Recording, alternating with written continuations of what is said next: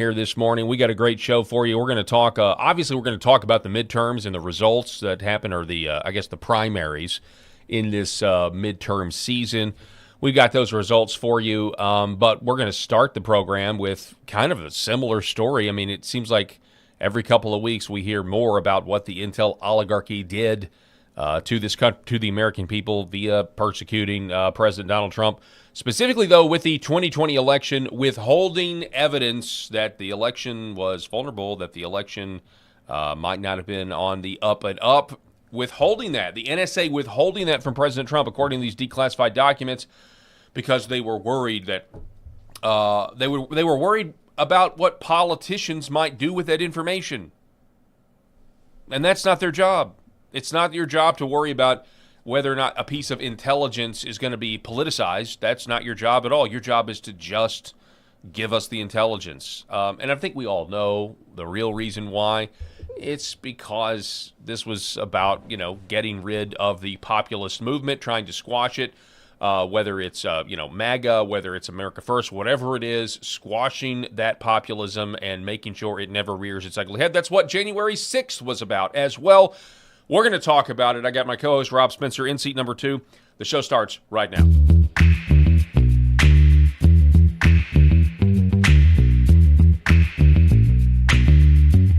The Paul Harrell Program. All right, folks.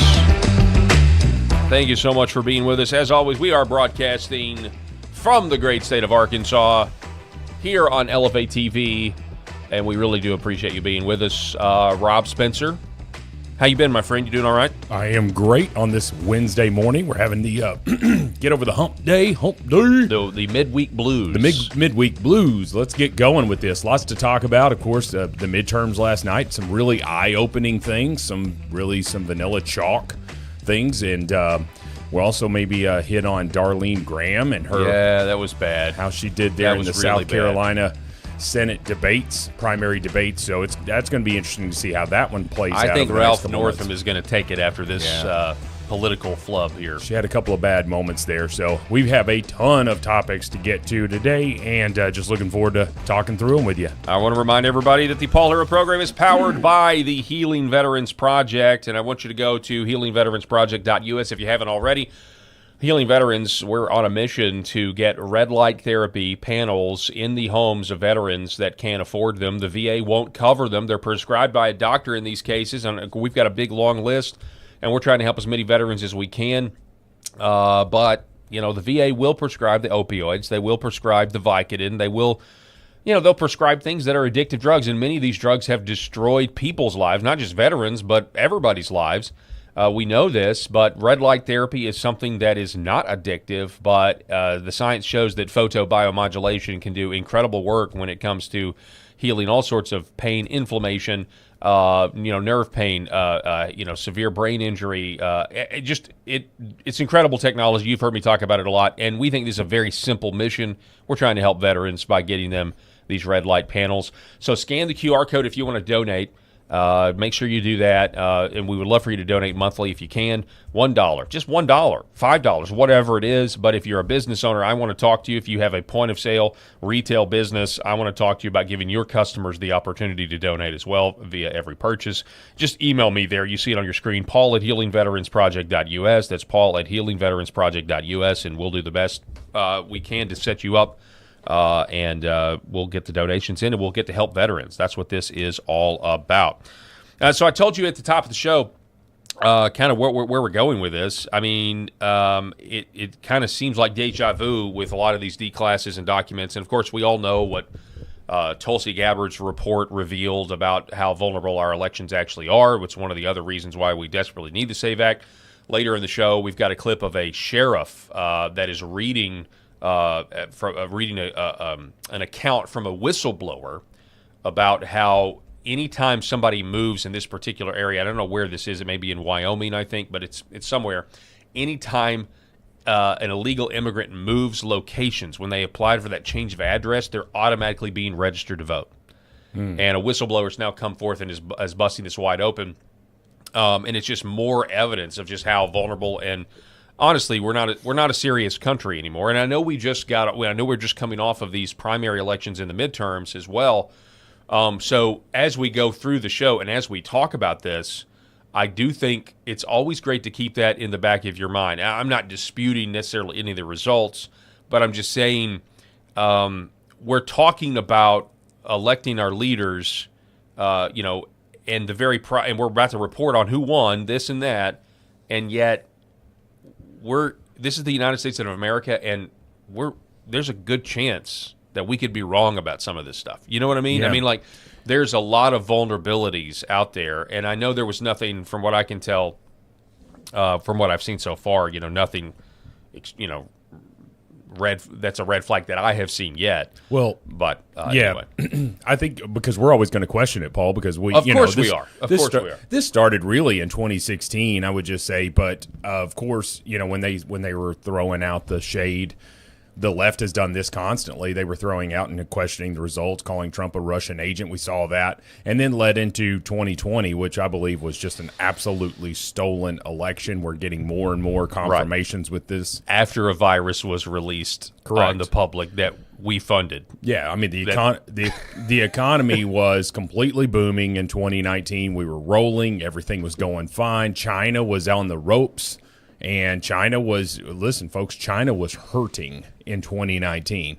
It's not above them, in my opinion, to send out a deadly virus on the world to wreck Donald Trump's chances of getting elected. I mean, tell me a more viable reason there. That is a viable reason. I'll just add extra steps that it was the non-monolithic elements of the Chinese government and the U.S. government that were all in on this together. Fauci, it wasn't all of that just China. Absolutely. in my opinion. Absolutely. Trump was not controllable, I guess, not to the level that they wanted to. I think he is even less controllable in Trump 2.0. Somebody might argue against that. But regardless, we've had just extreme distrust in our elections for many, many years now, and we just don't question anything. And so, of course, the joke against us is if we win, we love it. Oh, yeah, and if we lose, of we course. say it was cheating.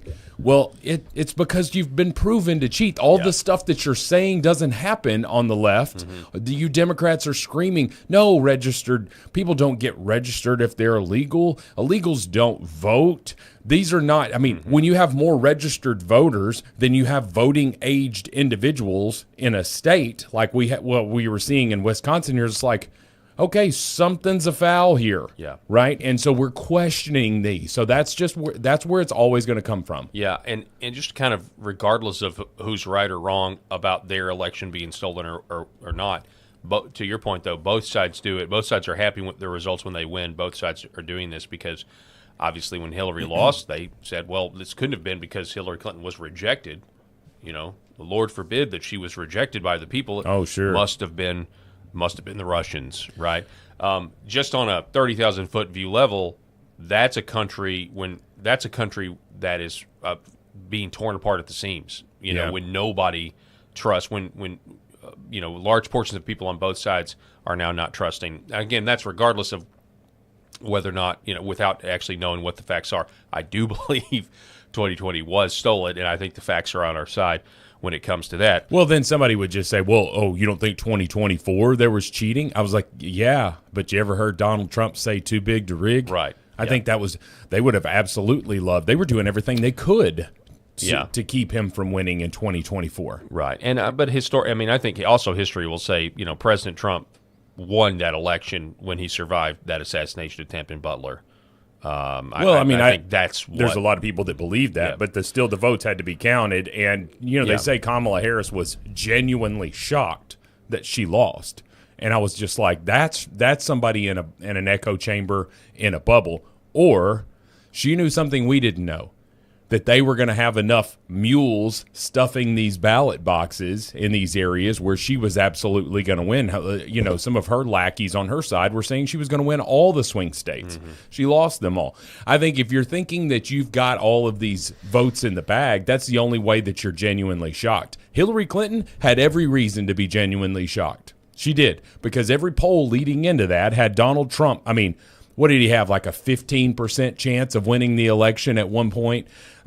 Going into Election Day, the odds were 3-1 that Hillary Clinton was going to win. Yeah. They were writing her celebration speech. She was genuinely shocked, and I think she had the right to be. Kamala Harris must have just been drunk. Well, yeah, she probably was. But it did confirm that President Trump's superpower is keeping women out of the White House. John Lefebvre is writing that the FBI framed a sitting president for treason, dropped an investigation into Eric Swalwell for having an illicit affair with a Chinese spy, planted fake stories with the media and FISA court, and forced big tech to censor critics to influence the 2020 election. And some people still don't think the unelected deep state is real. For more on that, let's go to these new revelations. Headline: NSA blocked reports of China interference in U.S. elections from reaching Trump. Declassified docs show. Newly declassified intelligence emails reveal that decisions were made by the NSA, the leadership there, to block to block reports of Chinese influence in American elections from reaching President Donald Trump. 4 pages of emails, all dated March 13th, 2020, were released on August 18th by the White House Government Transparency Task Force, according to one email written by an unidentified NSA employee, following a meeting about intelligence reporting for and efforts to target the 2016 and 2020 presidential elections in the United States beginning in 2014. Internal concerns were raised about the agency's suppression of the reports. We did not know why we were here, trying to defend the election and identify threats to it, if we were unable to actually report what those threats were because of issues like this, one NSA employee wrote. According to another email, NSA analysts had proposed releasing the reports in 2018. Task force officials are digging through files to determine why evidence of Chinese Communist Party's attempts to influence elections was not passed on to the president, Congress, and some intelligence leaders, including the Director of National Intelligence, John Ratcliffe, now CIA Director. Certain aspects of the report on the Chinese election influence were censored because, quote, it was judged that some of the details regarding the 2016 election were sensational and so required a limited distribution, an NSA analyst wrote, noting that colleagues tried for 16 months to get information published. Quote, people higher in the chain than us, including but not limited to the ODNI, Office of the Director of National Intelligence, time and again failed to make real decisions in a timely manner. Intelligence officers were also, in February 2020, they were told in February 2020 that the office approved the report and analysts prioritized its delivery, but the NSA deputy director blocked its release. George Barnes served as the NSA deputy director from 2017 to 2023. How is this not a crime, Paul? I don't know. You're literally there to gather intelligence and report to the civilian-run government, and you are saying, no, we're not going to do that because it may be politicized. It absolutely would be politicized, and it absolutely should be politicized. Right. Because what is a politician's ultimate job? It is to, certainly in the legislative branch, it's to pass laws to better serve the citizens of the United States. Of course, that's what their goal is. Right. But we also know that there's so much corruption there that they've lost the goal long ago. But regardless, that's what the goal is. So if you have this massive hole, if you have this massive Achilles heel here where a foreign and really, if you think about it in all terms, an adversarial foreign country here that is infiltrating our most precious, sacred thing, and that is our ability to elect our leaders to represent us. If you have intel that shows that was happening, and of course it goes deeper than just one country here. Obviously, you've got people that are working, you've got treasonous actions here in the United States, all of that stuff. But you have this information, and you are purposefully not providing it to the President of the United States. Listen to the reasoning here. I lacked the courage to point out that we, redacted, had processed the information in a timely manner, and the delay in releasing it was due in part to decisions and inaction on the part of the people in the room. According to the analyst, the deputy director also sought to keep the NSA's reputation separate from the CIA, FBI, and ODNI agencies, as he perceived, quote, had been tarred as hosting or being part of the deep state. The analyst said the deputy director thought publishing the report would destroy that trust. Quote, he felt the questioning of NSA would ensue would have ramifications on the credibility of NSA reporting overall and would result in morale problems among the broader NSA workforce, a la when the redacted. So do you have proof or not? Okay, they're worried about, hey, if we provide this, people aren't going to trust us anymore. They don't trust you right now because you're withholding information from the President of the United States. Yeah, and I think all of us pretty much lump the NSA in with the CIA, FBI, and all of the alphabet intel oligarchy already, and we don't trust them even now. I mean, to me, they're all the same. I mean, when Rick Crawford, the chairman of House Intel, sat in that chair right there and told us that Tulsi Gabbard is the first DNI to ever actually take the job seriously, to ever actually do the job, to actually try to have oversight over all of the other agencies. Yeah, that was a giant indictment about what actually is going on, and how basically what he didn't say that I will infer via context clues is that the former NSA directors were essentially just part of the club, and he said it was a ceremonial position. It was just ceremonial position, right? Yeah. These DNIs, Tulsi was really the first one that just went in there with a hammer and just said to execute not only President Trump's agenda but the American people's agenda, which is we are being held captive by the intel agencies. We very much still are. There's clearly some sort of civil war going on. They have not been brought to heel. Yes. And they won't be brought to heel until the right people are let out in handcuffs and put in jail. But I believe everybody has blackmail on everybody else, and so that makes it very, very difficult. Well, we know that that's the case, but that we were talking, and you referenced the Eric Swalwell. Is that they had the goods on him a long time ago? Fang, we've all known about her. Yep, they just put it in the file. Yeah, they put it in the file. Like, hey, once we need to expose him and move him to the side, this will come out. I believe that if Eric Swalwell hadn't tried to throw his hat into the ring for governor, he would still be serving, in his lies and his deception and his bad activities here. Mm-hmm. Possible. Sexual assaulter here, all of that, every bit of that would still be a secret to the masses because he wasn't a threat. Well, now that we've got you running for governor here, we need to move you out of the way. We do not want to have you in this position. Folks, if you don't think that stuff's happening, what's the word? I've got a bridge to sell you, right? I've got an oceanfront property in Arizona, as the great George Strait sang about. Okay, that's how naive you are if you don't think that there are people behind the scenes that dictate who gets elected to these positions. It happens for the most part. I'm sure there's some surprises, i.e. Donald Trump in 2016, which was the ultimate surprise for them. I don't think they saw it coming. They didn't believe Donald Trump talking about the forgotten man that was there. These people, these first-time voters that were just sitting at home on election day. So anyway, I digress. So we saw that, like the National Intelligence Agency, they don't have any credibility at all, because if they did, as soon as they had that information on Eric Swalwell, they would have brought it out, exposed him, and he would have been out of Congress 8 years ago. Yep. That would have happened. Okay, we would have gotten a relief from his mindless drivel every time he tries to have gotcha questions with conservatives. Yeah, I mean, and that's why a lot of people think, understandably so, I mean, they suspect that, hey, the FBI and these other, because, the FBI had this evidence about him taking campaign money, and then they sat on it, campaign donations from foreign sovereign wealth, and they sit on it, and they sit on it for that very reason, for blackmail. We had the reports back a month ago, about this FBI investigation that was taking place under the Biden administration with Governor Gavin Newsom. And they had somebody, on his inner circle that was recording, different things and different potential crimes, and then nothing happened with it. And you have to understand, the reason nothing happens with those investigations is because they are looking at Gavin Newsom and they're saying, this guy might be the next president of the United States. Mm-hmm. We want something on him. We want something by means to control him. And that's the currency of not just America, but that's the currency of the world. Mm-hmm.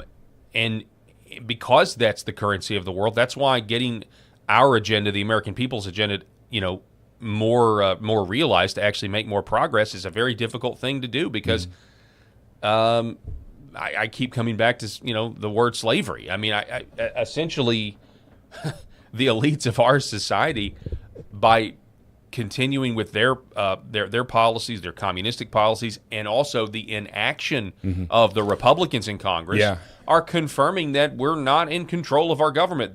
That we go vote, and yet we maybe get a little bit here, a little bit there, but then we get another war in the Middle East that the American people don't want. Well, we've complained about it ad nauseum about John Thune, and that's exactly what we're talking about. When you have something that 80 to 85% of the people want, and you can't get it through, folks, why do we have these leaders here? Like, what are they doing? And they're using arcane, Senate rules that aren't even really in the Constitution here as the method of doing that.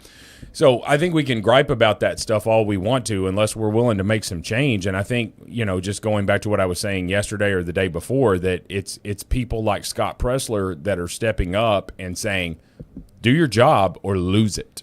Okay? That's the only thing they really fear. That's the only thing that a politician cares about, okay? And so I have I don't know if anybody has ever read Donald Trump's book, The Art of the Deal. So I love the audio book. It's great, and I've listened to it probably 7 or 8 times. I feel like I get something new from it every time because he just talks about the deals. This was Donald Trump really as he was about 40 years old when it came out in 1987. And, he was just talking about all the business deals that he's done. And he would talk about how he used the newspapers back in the day to get stuff approved, right? And so he would release something to the news, and they would start running articles on it, the New York Times and all of that stuff. They would run, Donald Trump is planning to build the largest building in the world, but he can't get approval from the zoning commission and all of this stuff. And what would start happening? The mayor, right? These city councilmen and women were getting bad press, and he would start getting things accomplished. The reason is because they don't care what's best for the American people. They care about staying in power. They care about having this position that allows them. I'm sure that there are truly some good politicians that are trying to do good, that went there and they were already multi-millionaires and, are really not there to do. They're really trying to do some good. They're frustrated about some things. But for the most part, these Nancy Pelosi's of the world, these John Thunes of the world, it's really hard to look at their records right now and say, yeah, you're serving the American people. Because you're not. Yeah, you're serving yourself. You're really not. And you've got the NSA, so you've got these people behind the scenes. You've got all of this stuff happening behind the scenes. We affectionately call it the deep state. You have all of that stuff that is occurring. And we're sitting here feeling like we're powerless against it because the only thing we have is a vote. Yes, that's all we've got. And we don't even know if that's reliable. We don't even know if that's legit. Because it depends, Well, I mean, Donald Trump was posting about how they went through the first 120 million. I saw that, yeah. Yeah, so it was like 120 million votes, and they found, I don't know, something like 50,000, fraudulent voters. And I said, okay, well, that's of the 50,000 fraudulent voters that you found. That is not able to catch someone voting in a real person's name. Someone that had the legal ability to vote. And that's what we were, I've told this story. It was probably a year ago I told this story. I have a good friend who lives in the state of California, and she lives in a blue city, but it's got several pockets of red, throughout. And she's like, I live on a street full of conservatives. Mm-hmm. And they, when this is when they were doing mass mail out of all the ballots, and she's like, I live on a street full of conservatives, and I know that because of the signs in their yard. Like, she's like, it's pretty easy to tell. And the day that all of those were delivered, she pulls up, and her mailbox is open. Like, it's open, and she's looking, and several of her neighbors' mailboxes were open. And that was the day that those ballots were delivered. Well, sure enough, she goes to the a week later or whatever it is, and goes for I think it was maybe a primary. I can't remember exactly what it was. She goes to cast a vote, and it said, you've already voted. Now, they let her vote because she's not the kind of person that's going to just let it go. Mm-hmm. And they're like, well, we'll let you vote, but it'll have to be a provisional. And she's like, you mean to tell me that I'm standing here with my identification, although it's not required in that state? I'm standing here telling you I am proving who I am, and you're saying that mine will be a provisional ballot because your record shows that I've already voted. And so we know that happened. That's just one street. How many times are they going and getting from these over 55 communities? Folks, like, that stuff is happening, and what Donald Trump is referencing that you're about to read here doesn't account for everything that I just described. Yeah. This is simply people that we know were non-citizens because we checked them with the Census Bureau. Right. It doesn't account for all of the other schemes, correct, 15 different ways they can actually go about stealing elections. Yeah, President Trump said this, when did he say this? I feel like it was yesterday or the day before. Yeah, today's the 19th. So on the 18th, yesterday, he said the Census Bureau has begun checking the voter records from 2020 against their citizenship records. On the first 128 million voters, the Census Bureau proves that over 24,000 non-citizens voted illegally. Now, you would say, well, that's not that big of a deal, compared to the number. He says the Census Bureau is going to analyze the next 32 million voters, and this number will explode. I wonder why he says that 32 million, it's going to explode for that last 32 million. It's interesting. He says, I won the election. We must pass the Save America Act. Thank you for your attention to this matter. Is it because they're in blue states, those last Maybe. 32 million votes? I don't know. But some people are now starting to speculate that you're going to start to see lawsuits from blue states trying to prevent the federal government from essentially balancing the books, looking at the books. Well, and unfortunately, too, this is a flawed approach. But I see what he's doing. He's doing everything that he can. But you remember that in 2020, they weren't allowed to ask your citizenship status, right? And so a Census Bureau is counting them. Well, if you're not allowed to ask their citizenship status, how are you able to properly check whether they are a citizen or non-citizen? Right. Folks, does anybody, and I'd love to hear in your comments here, does anybody believe that only 24,000 people across this nation of 330 million, that only 24,000 non-citizens voted? Does anybody believe that? Maybe some people on the left. Maybe. But nobody with a brain thinks that only 24,000 people voted, because the incentive is there and the ability is there. We covered it earlier in the week with the James O'Keefe thing. Right there, one avenue.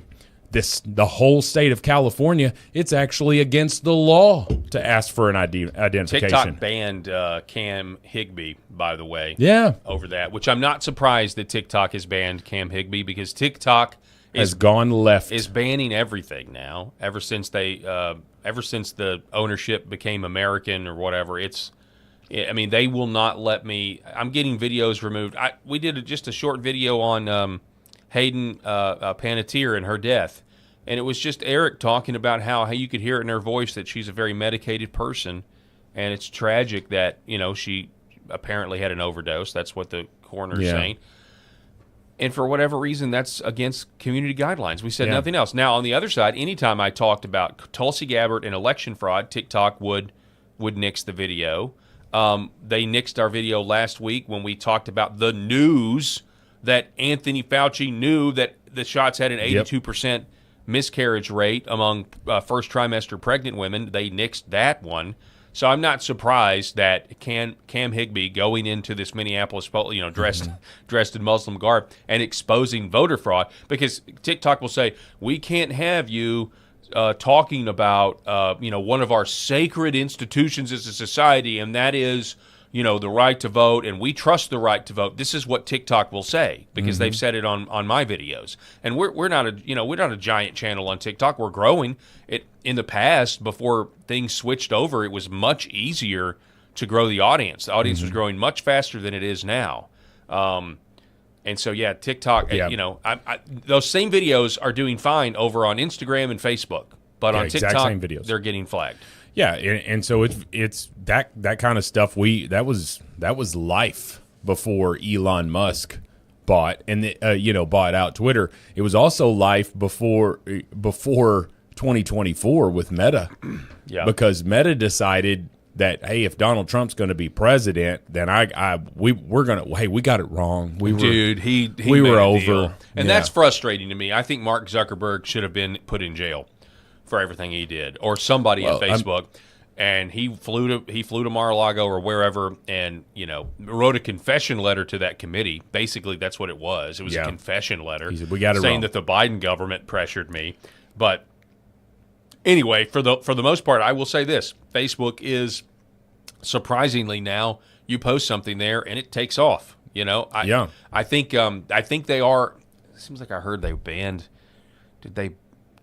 Seems like I heard that they banned somebody recently for something, but I can't remember, and I don't know if that's confidential information or not. But so it's not a perfect world, but TikTok is garbage right now. That's what I'm saying. Yeah, it's very frustrating because it's one of my favorite apps just for the simple fact that it's very very entertaining, and your algorithm and all of that stuff. It was just very, very entertaining. Even when the Chinese government was running it, they just because the way I looked at it, I was like, oh, they probably already have my stuff. They absolutely do, and the U.S. government has your stuff too, Yeah. and the Chinese, all of it does. And then you had these. What was the actual Chinese communist version of TikTok? It was like Red Dawn or something. Oh yeah, I don't know what it was. Was it Red Book? Was it like was it No, Little Red I Book think- or something? Because that's Mao's thing. Yeah. Little Red Book. But it was something the terms for that. Well, this was when they thought TikTok was going to get banned here in the United States, and so they started going and signing up for this stuff. And I'm just like, okay, that's a bridge too far for me. Yeah. Like I'm not gonna. I'm going to, realize that this is happening, and I'm just going to kind of stay in my little bubble here, but I'm not going to go offer myself up on a silver platter here, Yeah. But anyway, the frustration with that stuff is happening, and it's just like the right doesn't censor the left's ability to talk, ever. I mean, I can't really think of any instance where the right is trying to silence the left from being able to say their side. The left constantly does this. Anytime you have conservatives that are on college campuses, obviously the worst case scenario is that they try to kill him, right? And they are successful with Charlie. But the more everyday occurrence is they go and they're ripping their signs down and they're cussing them out and calling them fascist and all of this stuff and turning their tables over, stealing their signs. I saw a lady dumping like a bucket of stuff on a kid that was wearing a suit at a college campus, and it was literally like, debate me. Steven Crowder was doing this back in the day, like have a inflammatory statement on there, but it was like, tell me I'm wrong, and they would just sit down and debate.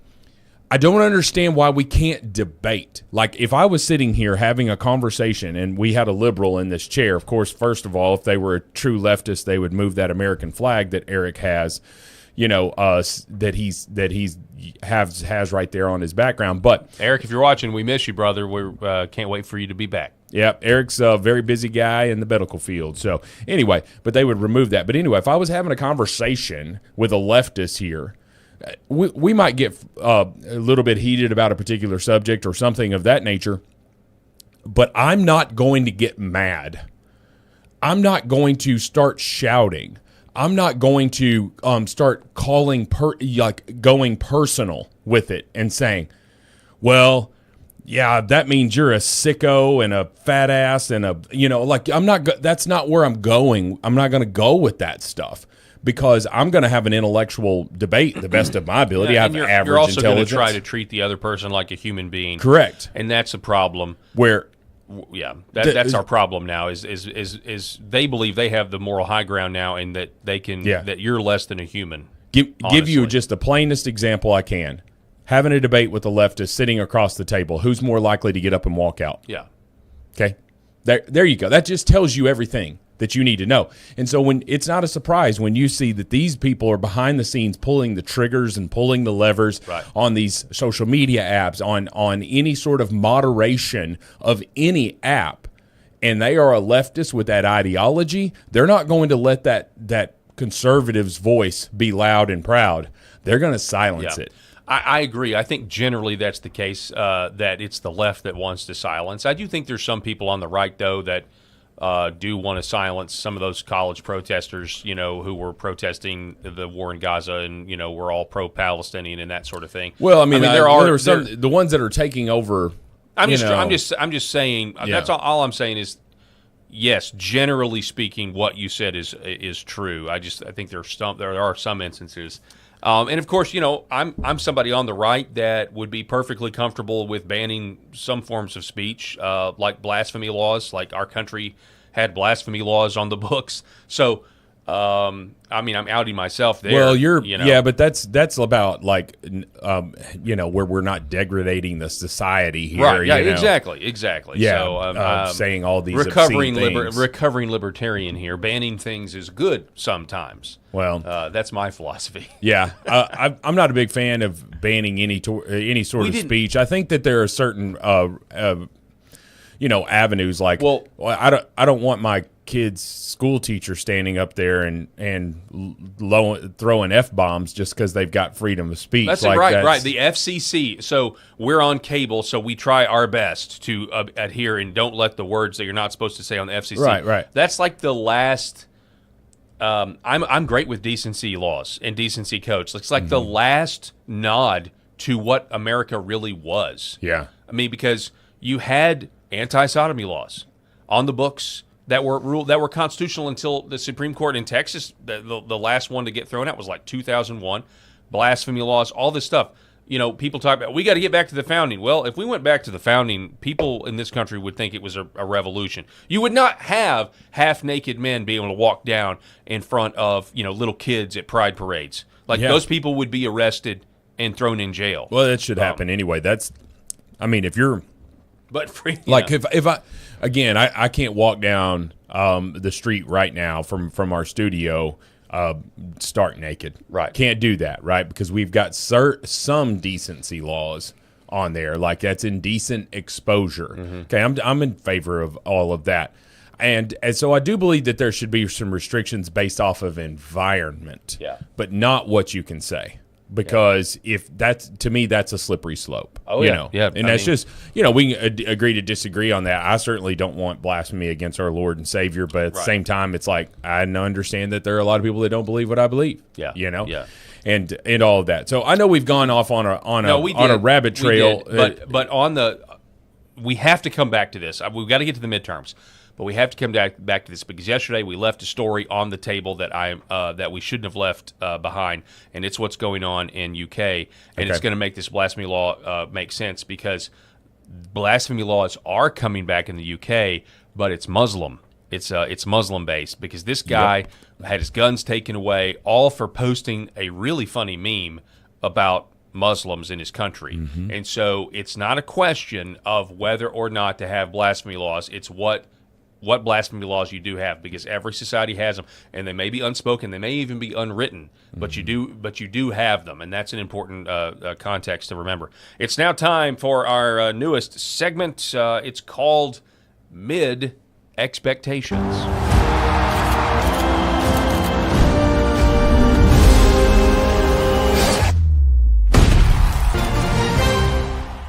So for this segment of Mid Expectations, I think you guys kind of know where we're going with this. We don't really know what the midterms are going to hold. We can hope for the best, but also, I don't want to be on suicide watch, come the day after November because I had too great of expectations. So Mid Expectations, we have the primaries for you. Byron Donalds, and Jolly have secured their bids here in the Florida governor race. Byron Donalds and David Jolly will face off to replace Ron DeSantis as the next governor of Florida. Voters in the Sunshine State elected Donalds from a crowded field of Republican nominees looking to take over for DeSantis, who is term limited. Donalds quickly earned the endorsement of President Donald Trump, but not the current governor, who declined to endorse in the race that included his own lieutenant governor, Jay Collins. Quote, now is the time for the Republican Party to unite, Donalds wrote. By working together, we can make Florida more affordable and defend the Florida dream for our families, seniors, and young people. Donalds focused this campaign on supporting the Trump administration's immigration agenda and cutting taxes for Floridians. He said he would expand the state's government's ability to audit businesses for potential fraud, an issue targeted by Republicans over the last several months. David Jolly, the Democrat nominee, focused his campaign on his bipartisan record and touted his status as a former Republican in Congress. In 2022, Jolly joined forces with former presidential candidate Andrew Yang to advance the Forward Party, a new political coalition designed to attract Democrats, Republicans, and independents. So this guy is a Republican, now he's a Democrat. And by the way, partnering with Andrew, was Andrew Yang, was he the guy that got caught spraying whipped cream in a staffer's mouth? I don't remember that story. Andrew Yang was a Democrat presidential candidate, and all right, I've got to fact check he was this. He was very articulate. He was very influential when he spoke. He was speaking to the crowd that the DSA crowd is trying to speak to right now, because Andrew Yang's big thing was the $1,000 a month universal living wage. Yeah, 100%. That's exactly. My memory was correct. Got to throw this in here. So I wish I could unsee this. As a full-service presidential candidate. Yeah. Yeah. Hell yeah. Yeah, look at this. We know you're ready to visit style. The office opening is complete. Who's next? Get out of here. Oh my gosh. Yeah. Yeah. So and the staffer's like, what are you doing? He's like, there's nothing I could do about the first one, but this second one, sir, no, you just lost. This is Howard Dean's. Yeah. Moment. Yeah, okay, I was right. Anytime I hear Andrew Yang's name, that's what I think about it. I'm like, this. I wish I could have unseen that. Yeah, and even the crowd was like, no. The second guy got up there. They're like, oh no, yeah. I did not sign up for this. It's a bunch of straight dudes. All right, so I'll happily tie Jolly with that guy. Any chance I get. So. Yeah, it's a bunch of straight dudes that were groaning in the crowd there. Like, hey man, what are you doing? Let's unsee this. Yeah, those were all the women for Kamala voters. So anyway, Florida, it'll be interesting to see. There are some people out there that are saying that Republicans did not get out the way they should have, and that Donalds, while he won, the primary there, he underperformed in the numbers he's going to need during the general. Listen to me. The look of this guy, like me visually seeing him, right? Me laying eyes on this tool pisses me off. Oh yeah, you're talking about Vindman. Yeah, Vindman, who is such a piece of trash. Mm-hmm. He's not just trash. He's rotten, maggot-covered trash. That's how rotten he is. He's terrible. And thanks to Tulsi Gabbard, thanks to Rick Crawford, we know even more about the fake, phony impeachment between Vindman and Eric's CIA Charamella, but his first three letters are CIA, which I think are fantastic. And the irony. And how this was, completely ridiculous. And so this was him. He showed up to testify, about President Trump's phone call with Volodymyr Zelensky. Of course, we remember this. He wore his uniform when he wasn't supposed to wear his uniform. Right. He did this for clout, a theater. Yeah. It was a performance, and the media was eating it up. But anyway, he loses. This guy, after all of this, after being a total disgrace and a traitor to his country, as far as I'm concerned, he then decides, I'm going to run for Congress. And actually, the fact that he lost is a big deal because he raised no small amount of money. They poured a lot of money into this guy's race. $100 million went to support him. I read in one report. Grief. I didn't realize it was I haven't that much. fact checked that, but I read that in one report that it was $100 million when you combine all the money he got plus what the the Democrat machine, fundraising machine behind the scenes did for him. They really wanted him to beat for a congressional race. $100 million for a congressional race. Yep. And they really wanted him to beat this crazy DSA person here. I guess that's what you would call her, is DSA, but she is a loon when you listen to her talk. And he lost. It's just sweet justice. Yeah, President Trump weighed in here and said, sleazebag Vindman loses tonight to a radical left lunatic. How cool is that? I wish he would have ended that one with, thank you for your attention to this matter. Mm-hmm. This is how Alexander Vindman started the day. Oh, man. Okay, yeah. Sunblock water bottle. Here's how it ended. Decision desk predicts Angie Nixon wins the Florida U.S. Senate Democratic special election primary. So it was a Senate race. Yeah, I use sunblock, but I'm not sitting there being like, I've got my sunblock here, guys. Okay, it was a Senate race, not a House race.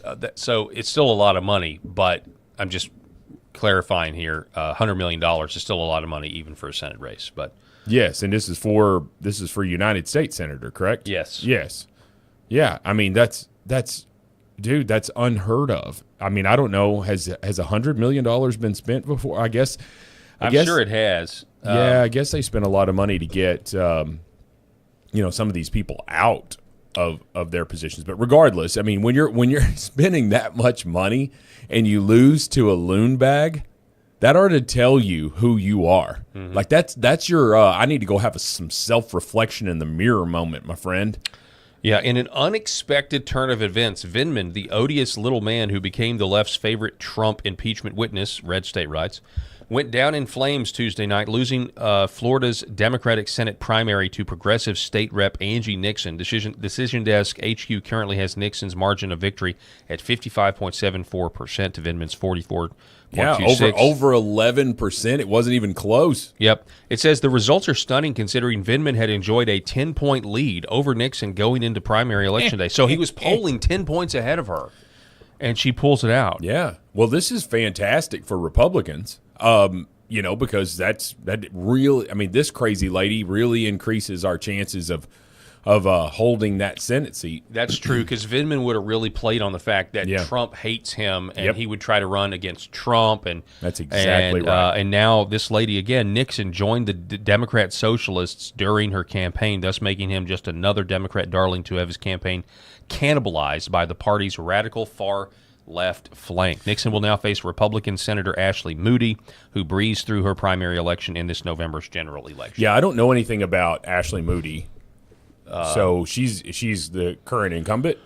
Yeah, she was right. Wasn't she appointed after Marco Rubio was appointed to the Secretary of State? Yeah, because the other senator there is Rick Scott. Rick Scott, yeah. So she's actually facing the voters for the first time. Yeah. Because she was appointed by Governor DeSantis. Well, that's cool, and that means because she's got a couple of years at this point. She's got a couple of years of, or at least over a year. So it's a new. She's finishing Marco's term, and now this is a new 6-year term she's running for. So that's good. So that's Vindman,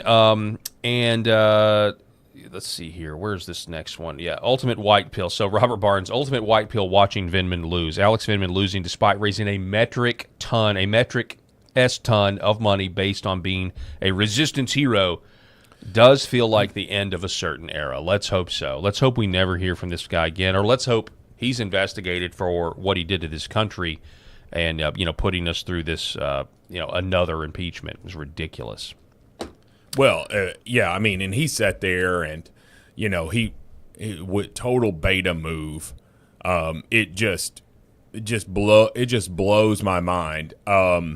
I was looking up to see how much they had spent on this. So here's this other story from the Post-Millennial. Breaking Dem Jared Moskowitz defeats DSA-backed Oliver Larkin in Florida primary for a House seat. So we did have some DSA people lose.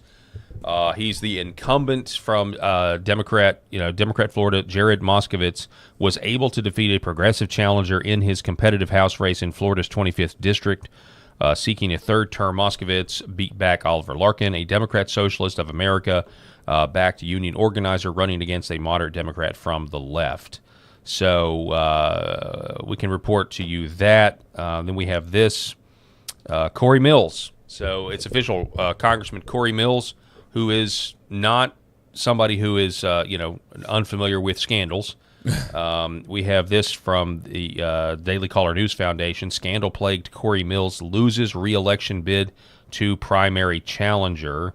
Let me see here. We'll pipe this in just to get a little audio. NBC News projects that broadcaster Ryan Elijah has defeated Republican Congressman Corey Mills in the primary in Florida.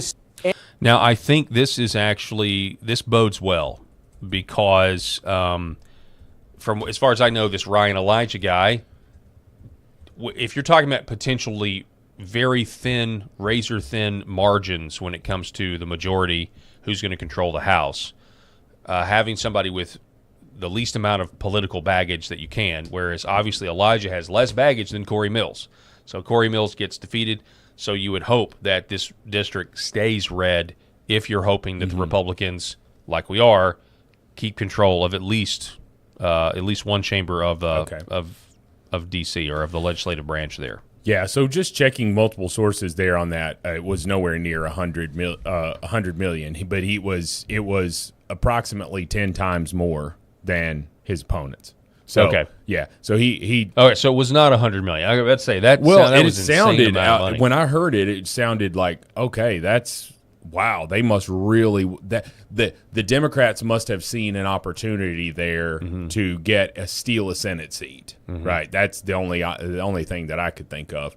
But yeah, I mean, Corey Mills.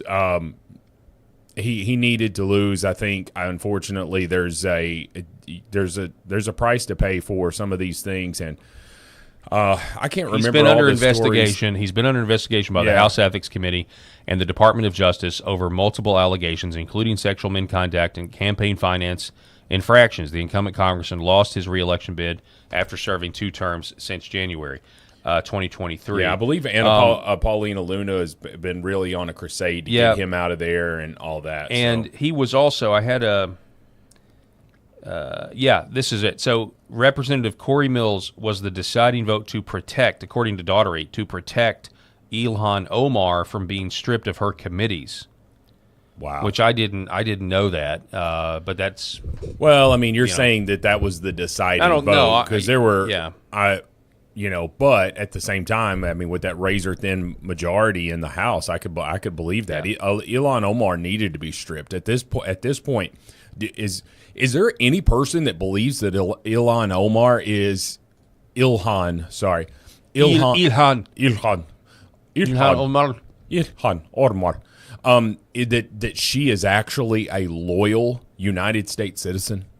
Do you feel that she has a loyalty to the United States? She's constantly talking about the garbage pile known as Somalia. Yeah, she wants to destroy the country. I mean, obviously, and make it into a third world nation for Somalians. Of course. So why would we think that she is, someone that should not just be serving in Congress? Which James O'Keefe has exposed that she probably was not legitimately elected anyway, but she sure as hell shouldn't be on these committees. That's right.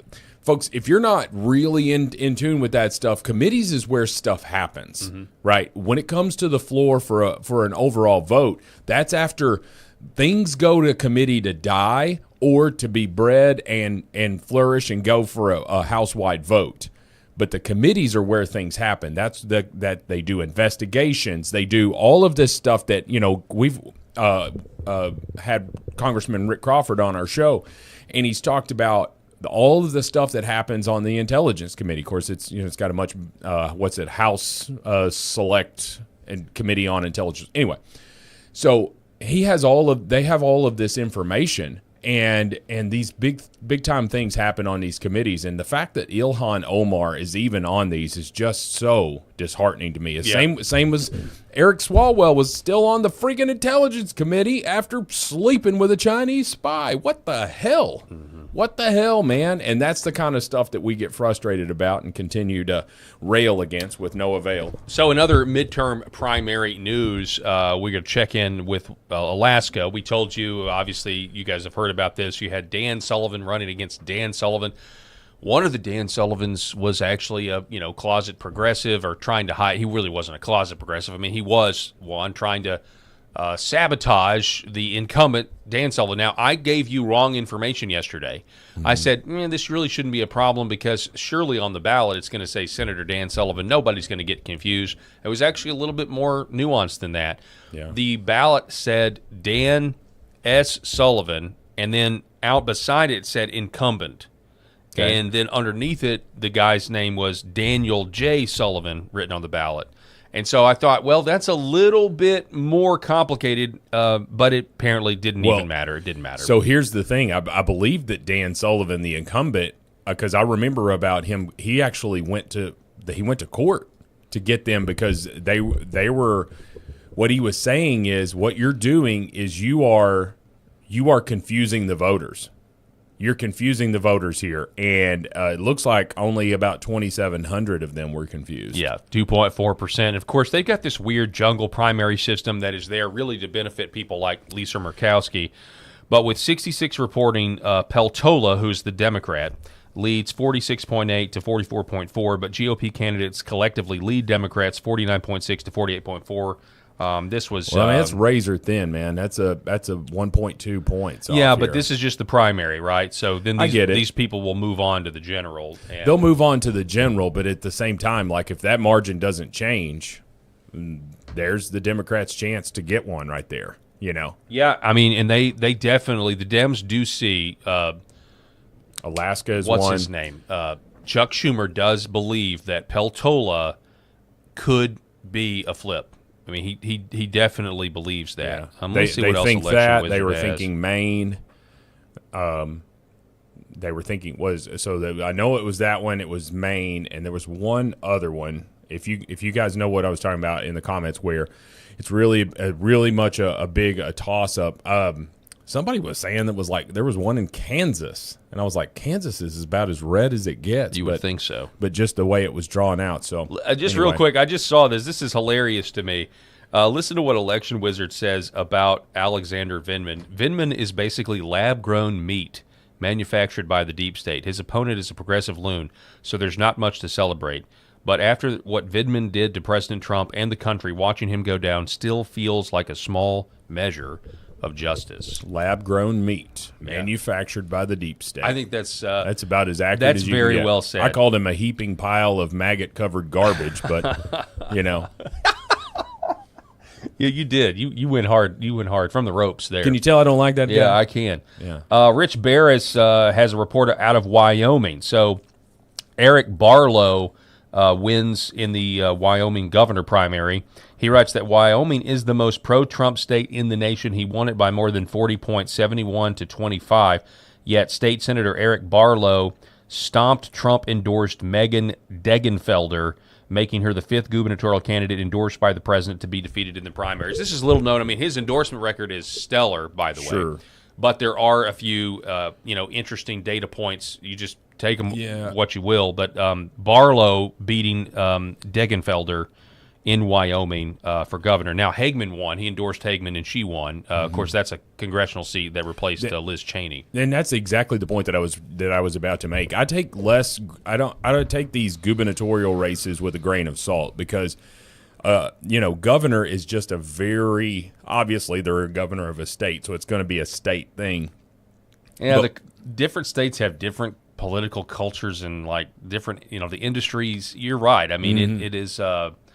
It's different than the national stuff. Yeah, and so it's not hugely surprising to me that a Trump endorsement, for governor of a red state may not carry it because, I mean, we haven't really talked about Eric Barlow and his platform and all of that. I don't even know. stuff.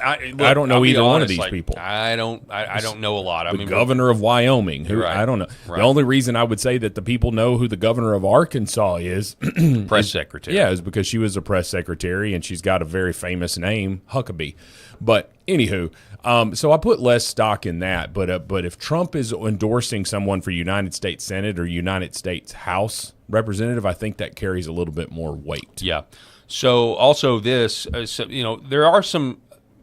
some signals, data points that, people are worried. This is why this segment is called Mid Expectations when it comes to the midterms. Dominic Trippi is writing that Republicans unexpectedly lost a Pennsylvania state House seat yesterday in the 12th district special election. Now, it was a special election. Take that with a grain of salt, but it was located in Butler County, Pennsylvania. This is where Trump's assassination attempt occurred, and Trump won this county by 19 points. And we've got this first person on the comment says that he's from that area, and it's a right-wing place. Republicans are not well off if they lost Butler. I don't know about that. I mean, well, I hear. Okay, but apparently a Republican has held this seat for the last 28 years. Now, it is a special election. Before I get your comments on that, I think this is true everywhere, but just as back on Florida, Republican Florida primary turnout 18 was 35%, 2022 33, and 2026 31. So it's down. Definitely a down. And so I think that may be why, some people are saying Byron Donalds, while he won, could have gotten more, underperformed is what some people are saying. Some pollsters are saying. I mean, this is not a good trend, the primary turnout. And Republicans are typically, unless we are the party out of power, we're not. It comes down to motivation. Yeah, it does. And right now, I'm sure you've seen some of the consternations here where of all these conservative people who are frustrated that their viewership numbers are down. Alex Jones is talking about it. Tim Pool is talking about it. They're even getting into a fight. Yeah, this is frustrating to me. I'm glad you brought this up, man. What are we doing? I get it. The right is continuing to divide over issues. In this case, it's Alex Jones is now saying Tim Pool backstabbed him because Tim Pool commented that because Alex Jones is not as pro-Trump as he was, that his audience is abandoning him. And then Jones says, "No, you're a backstabber," and now they've gotten into it. And I'm just like, stop. This is like I open the news. I open to look at news now, and it's podcast wars and this, that, and the other, and then back when the war broke out, obviously that divided the Republican base because a lot of people, including myself, we don't want another war in the Middle East. It's a distraction, from domestic politics and all of that. And I think that's a real issue, and I think that's a real issue of why people are not motivated. Mm-hmm. But I don't like how I have to, I refuse to. I actually like Tim Pool. I think he says true things. I like Alex Jones. I think he says true things. I disagree with them here and there, but the idea that this coalition, which is being weakened because we're having disagreements, that's the nature of the Republican Party now. It is the only place to have disagreements. Now, is it possible that we disagree so much that we end up putting the Democrats back in power and have to live under these full-blown communists? Absolutely, there is a danger in that. But I'm just thinking, like, what are we doing here? I get it. Like, Israel's influence over our government is being debated right now, and I feel like generally that's a good thing. I know it makes a lot of people uncomfortable. I think there's truth there. I also think it can be overemphasized as well. I don't want to live under these communists. I know what they're going to do to American Christians if they get back in power. Oh, yeah. Because ultimately all of this, they're never going to say this. The Democrat Socialists are never going to say this.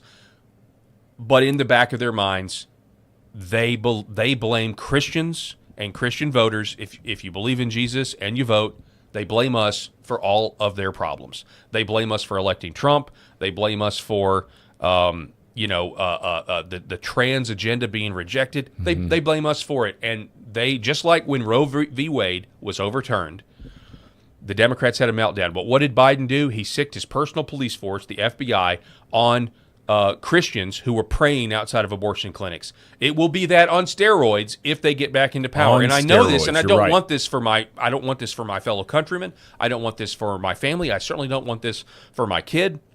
And I know all of you don't either. So, and at the same time, I also know God is in control of all this, and he's even control over what we're debating and how we're arguing within our own fragile Republican coalition.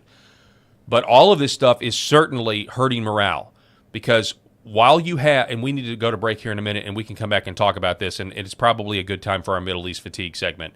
But all of this is hurting morale, and you have people that are not motivated. You've got Republicans that are stalling everything, all of our agendas in the Senate, and then they're asking us to vote for them again because the Democrats are socialists. I don't think that's enough. Tell me what you're doing. I know. Yeah. That's what it is. Yeah. Tell me what you're doing.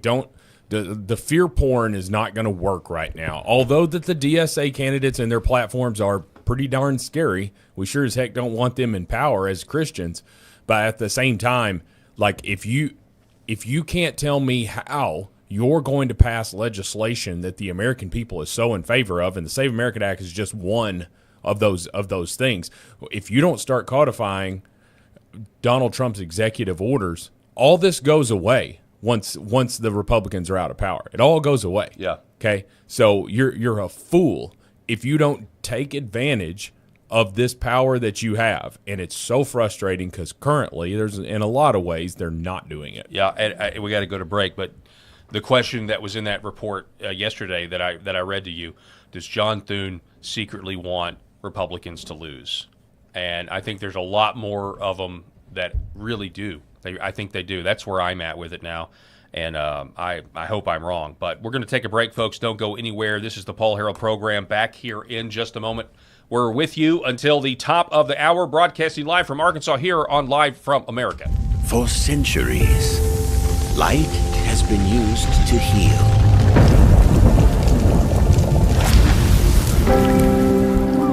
Awaken the body with Red 5.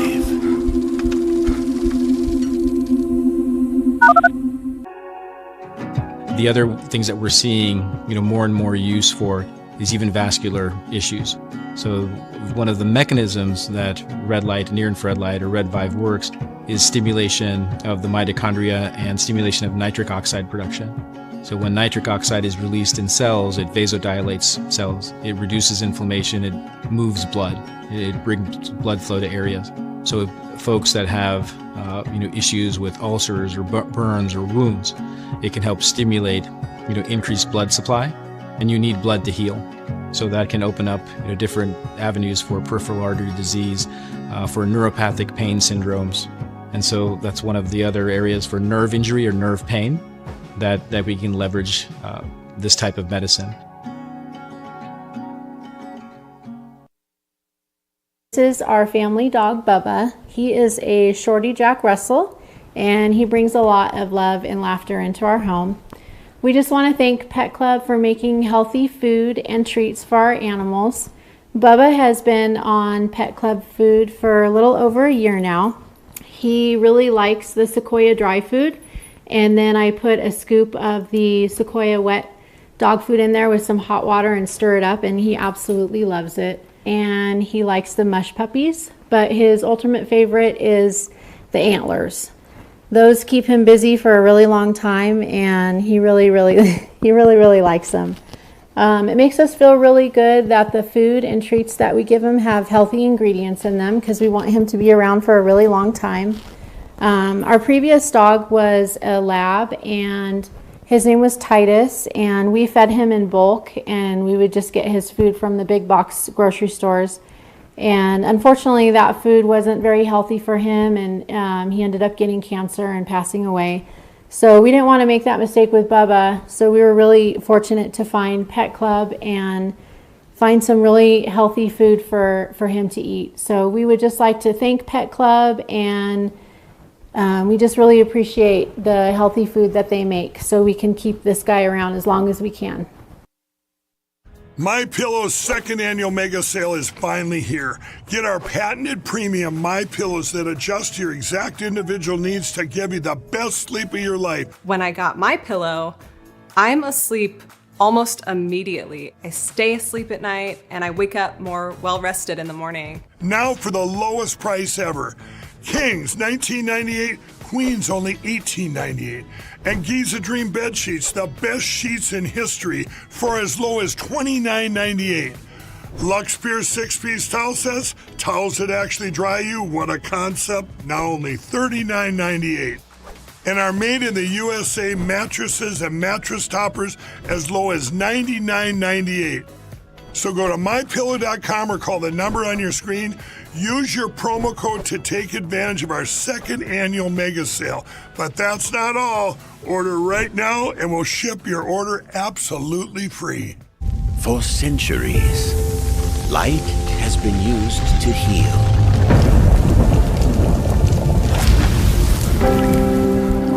Awaken the body with Red Vive.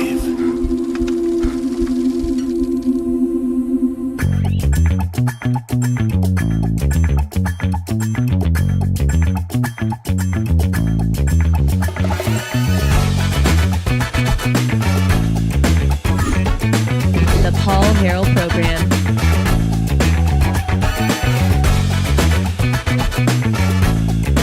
Welcome back to the program, folks. It's about 12 minutes past the hour. Good morning to you, broadcasting live from the great state of Arkansas. And I want to remind everybody that the Paul Harrell program is powered by the Healing Veterans Project. This is a great thing that I'm honored to be a part of this, because not only do I believe veterans deserve our respect, but they also need to be taken care of, especially when they have all kinds of injuries, not just physical injuries, but also mental injuries, and red light therapy can actually help them. Healing Veterans Project is a fiscally sponsored organization.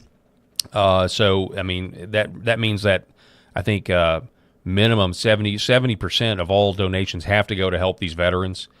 So I want you to donate so we can get these red light panels to veterans. They've been prescribed by doc. They've seen a doctor. The doctor has said, hey, you need red light therapy.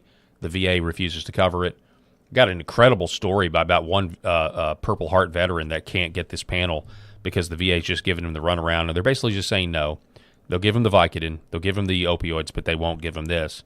And so this is where Healing Veterans comes in. It's a very, very simple concept, but we need money to do it. We need you to donate $1, $5 a month. Scan the QR code to do that. You just open up your phone, scan the QR code, and then go to make your donation. Also, if you're a business, I want to talk to you. If you have a retail business with a high point of sale, high foot traffic, we would love to give your patrons the opportunity to donate $1, $5 at checkout.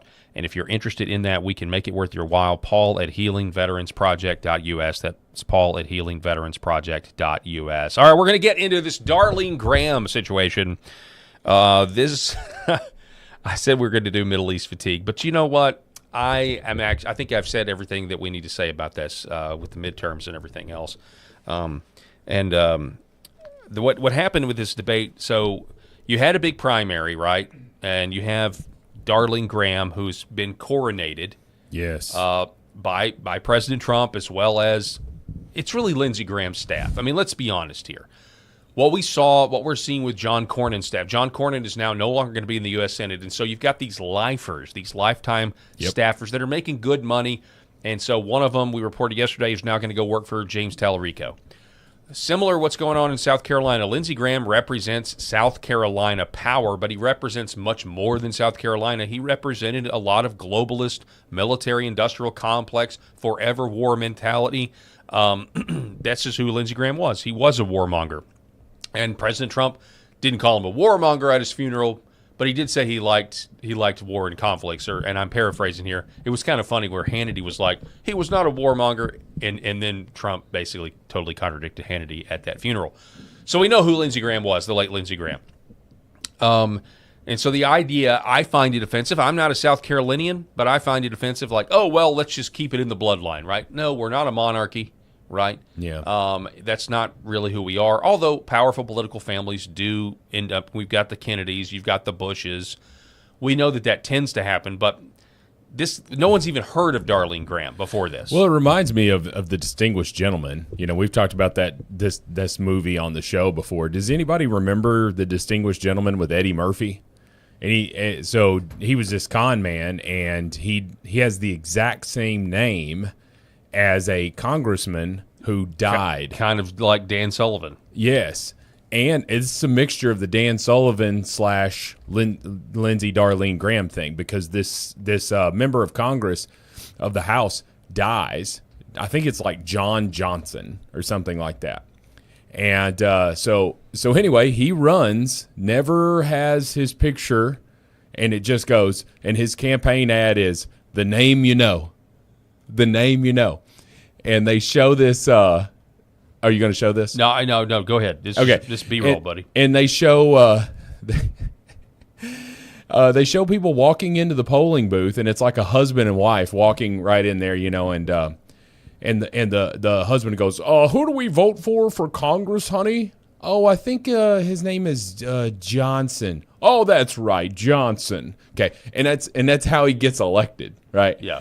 And it's so funny because all it's a name, and then it goes in, and that's when I first learned how Congress actually works. And it's the whole thing of, well, are you for or against this? And he's like, what do you think I should be? He's like, well, if you're for it, I've got money from this place, and if you're against it, I've got money from this place. And he's like, what do you think? Well, let's just put you down as for it. Right, I mean, that was literally it, right? And so, but he gets in there and he realizes what they're doing and he exposes it. So anyway, I'm not trying to talk about the whole movie, even though I just did. That's just what it reminds me of. Like, literally, there are going to be people that go to the voting poll that just really don't follow politics at all, but have been checkmarking Graham for years and years and years. And how many votes is Darlene Graham going to get because just that? I think a lot, and then obviously you have the Trump endorsement as well. That'll do it. I just want to briefly say, because this audience knows, especially when Eric is here, we love to talk about movies. Jeff Johnson was the name, Thank you, Death so and Decay. The people in the chat, that people in the chat, I love our chat. They always help us. They know, but I think you can learn a lot about politics if you just go watch "Oh Brother, Where Art Thou?" "Oh Brother, Where Art Thou?" From I'm your Governor Pappy O'Donnell. Is you or is you ain't my constituency? That is everything you need to know about. Well, that's true. And at the end of the movie, is where you or is you ain't? At the end of the movie, he hates George Clooney and those guys. But then when he finds out that they can sing and they're a hit, he comes out on stage. Yeah, that see which way the wind blows. Everything you need to know about. There it is. It's not blowing the right way for Darlene Graham. Guys, if you've not seen this clip, unfortunately, it's a little painful. So they had a debate. This is Darlene Graham, the one who's been kind of coronated, versus an establishment guy, Ralph Northam. I mean, people in South Carolina know who he is. Well, he's got a big name. How do I know Ralph Northam if here in Arkansas? Right. I mean, exactly. He's got a big name. So after this, I don't know. I won't be surprised if South Carolinians pick Ralph Northam as their next senator. So she had a couple flub-ups. One of them is she misspoke and said that there's 50 million people that live in South Carolina. 50 million people in South Carolina. Half of them live paycheck to paycheck. So obviously she meant to say 5.6 million instead of 50 million. So you could say, all right, whatever. Well, she's glancing down at her notes, and maybe it was 5 million. And she just put a zero on there. She definitely sounds nervous. She definitely sounds like she sounds like kind of like a grandma, honestly, right. like an older woman. And unfortunately, though, that's not the painful one. New to politics, but this is the bad one, folks. This is the one where, weirdly enough, it's also very ironic considering the fact that this is Lindsey Graham's sister, Mr. Interventionist Foreign Policy himself. I think Lindsey Graham had private moments alone and fantasized about foreign policy and war. That's how dedicated he was to convincing us that he was a foreign policy expert. Yeah, there is actually I mean, I know you jest, but there's a lot of let's just be real here. I mean, little kids what do you want to be when you grow up? I want to be president. Okay. I mean, we all say, Yeah. oh, that's cute. Well, you're actually signing up to decide who lives and who dies. Yeah. Same thing if you're a senator.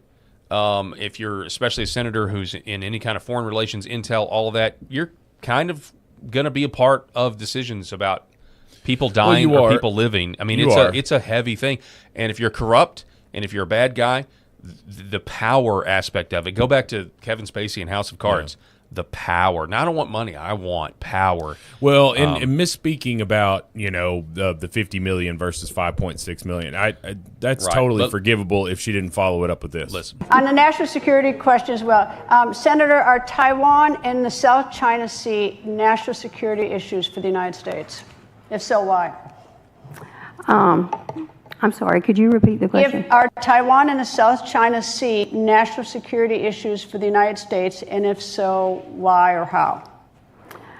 I'm just going to be honest here. I'm not on national security. I'm not that informed on national security, but I do support the military. On the national security. Oh my gosh. Part of it is refreshing. No. There's a part of it that you're like, I'm glad that she was honest with us. That she just doesn't know, and it's a pretty easy question. Okay. The answer is yes. The answer is yes. Yes. Oh, absolutely. Yes. Yes. It's a yes or no question. You could have just been like, I'm just going to pick one. No, flip a coin. Well, listen, I would say that the answer would be yes, no matter where, what country, what region. She said, because there's always national security threats. However, okay, so I'm going to give her a little bit of credit on one thing. I'm going to just say, well, at least she was honest. Yep. Right, because most of the time the politician will stand up there and just BS an answer, and we're just going to be like, okay, dude, it's pretty obvious you don't know what you're talking about. But regardless, they can usually make it sound.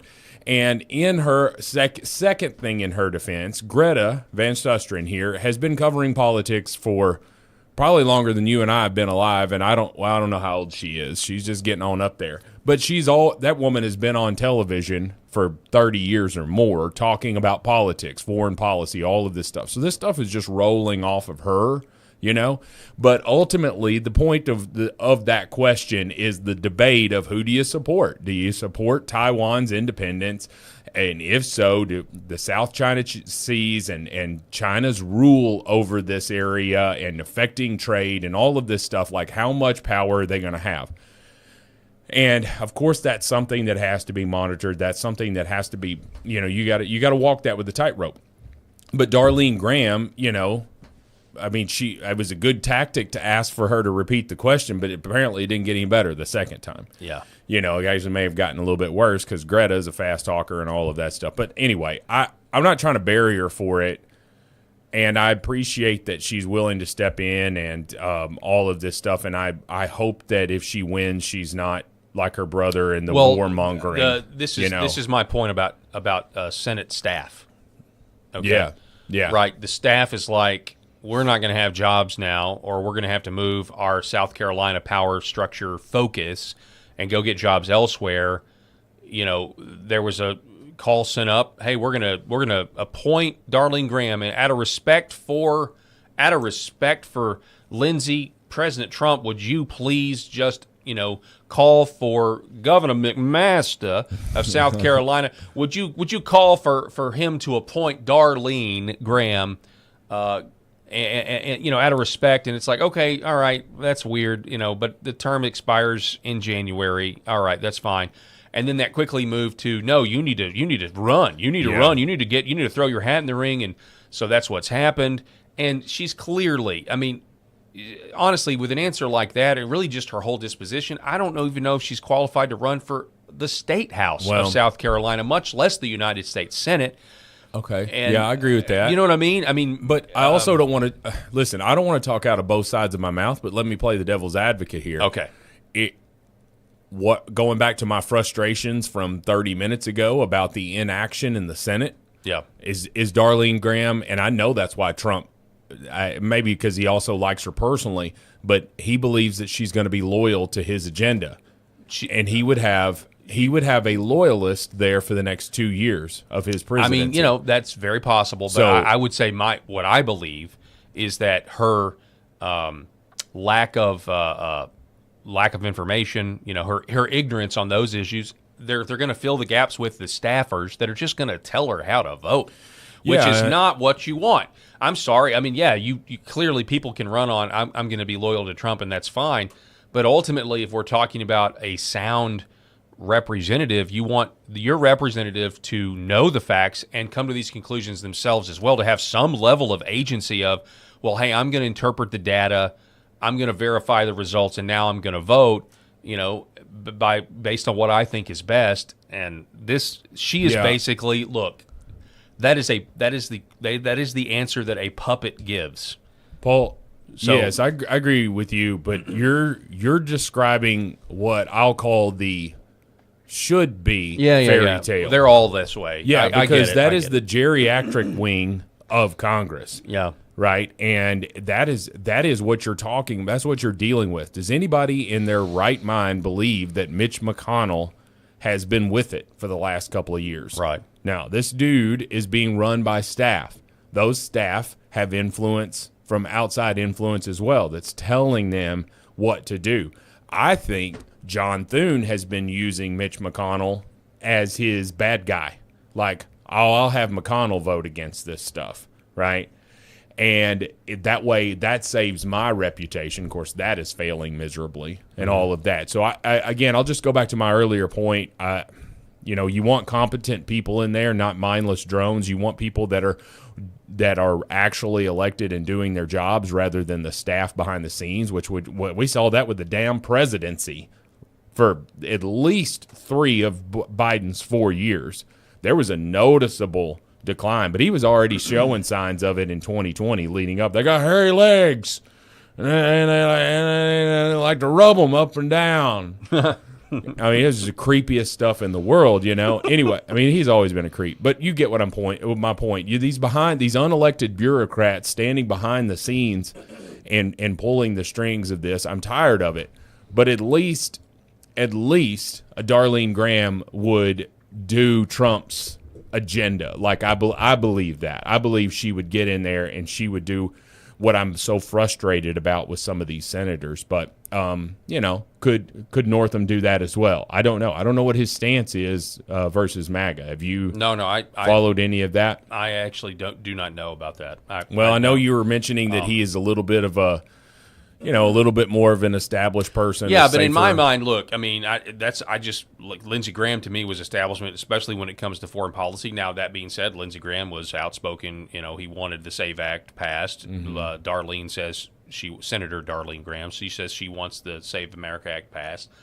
I think we all know at this point we're not getting the Save America Act. The only way we get anything close to a Save America Act is a national emergency where the president declares the national emergency and just gives us the Save America Act or portions of it. But we'll see. And even that is going to be court challenge. It'll be interesting to see what happens there. Yeah. We talked about October 15th might be the drop dead date, but then you've got 2 weeks to implement it if Sure. he waits till then. Yeah, I think it's just daydreaming for us to think that even if it was implemented tomorrow, that it would be something that could be accomplished before the midterms. Yeah, but I think you're right. Folks, now it's time for Taxpayer Barbecue.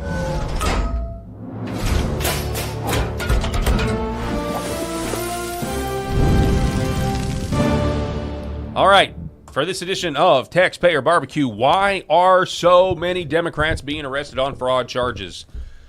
Well, it's because they've taken our money and illegally. They've taken our money illegally. That's why. This is from Zero Hedge. An obvious pattern is emerging. Multiple Democrat officials have been arrested and charged with fraud or related federal crimes over the past 2 years, and the trend seems to be growing. Democrat politicians and DNC members are overrepresented when it comes to fraud, and it's starting to look like the entire party has been pilfering the cookie jar for a while.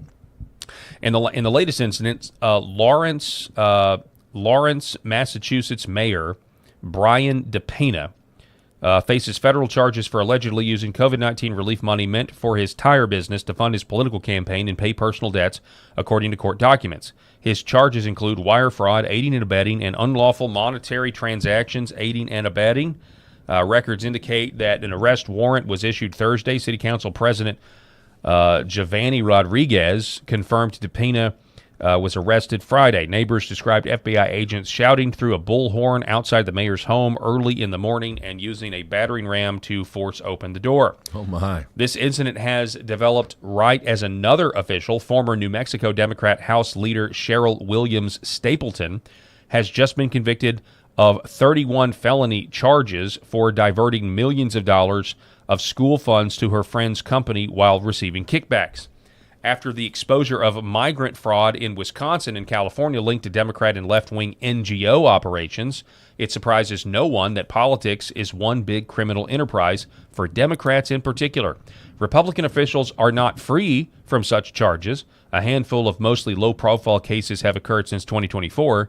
That said, when Democrats go for fraud, they go big, and many of these cases involve the misappropriation of COVID relief funds.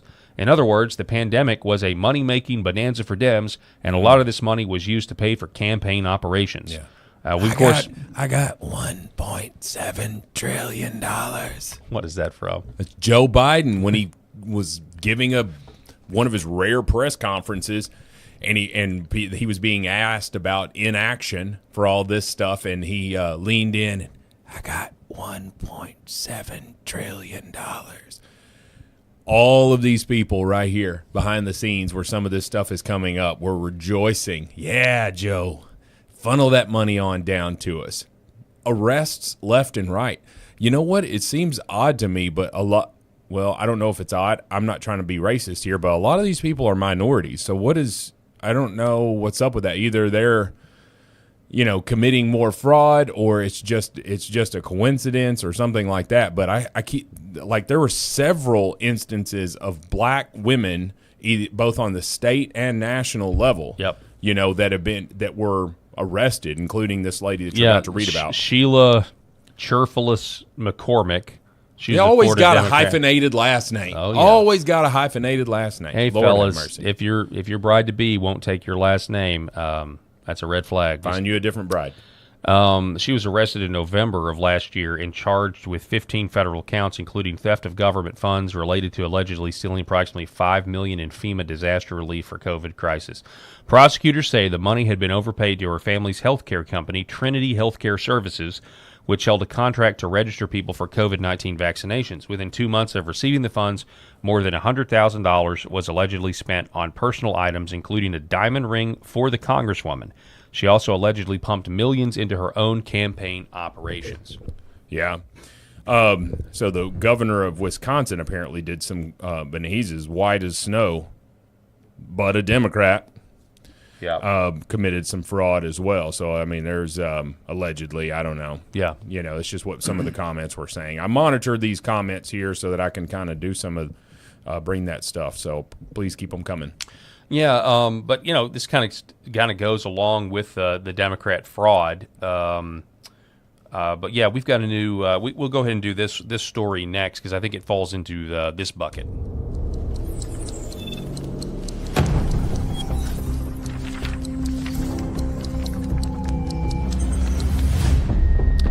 So for Pandemic Paper Trail today, we have this story, again via Zero Hedge. Fauci aide has pled guilty to conspiracy that shielded EcoHealth records, countered lab leak narrative. This is one of the rare instances of accountability. Of course, Anthony Fauci needs to be held accountable, and everybody else he's protecting. But this is a guy who was low level and kind of just got caught up in the he never thought he'd be caught. He thought he could just essentially hide records from the public and break the law to do so. Dr. David Morens, the longtime senior advisor to Dr. Anthony Fauci at the NIH, National Institutes of Allergy and Infectious Diseases, pled guilty in Greenbelt Federal Court on Tuesday to conspiracy to commit offenses and to defraud the United States.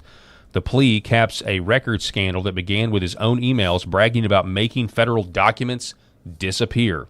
According to the DOJ, after the NIH terminated the bat coronavirus grant, Morens and co-conspirator pledged to help its recipient restore the canceled funding and counter the narrative that COVID-19 leaked from a lab. Of course, thanks to Tulsi Gabbard, we now have the official story, the U.S. government admitting it did leak from a lab.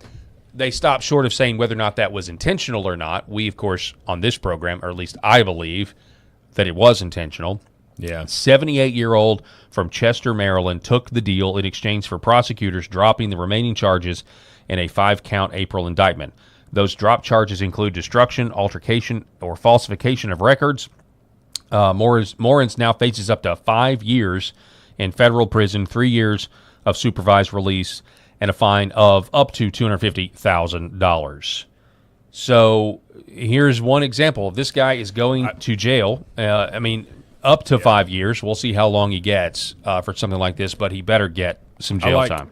I like, this is, we gripe about this all the time. There's a lack of accountability. We're frustrated. We're the perp walks. Why are we not getting what we thought was going to happen, which is just this total hammer came in that we knew all of this stuff was happening, and we weren't even allowed to say it until Elon Musk bought Twitter. We couldn't even say it out loud, and so that frustration has been building for quite some time, and so it's good to see some accountability, even if it's not the big fish. We got somebody underneath him at least right now, so hopefully it leads to more.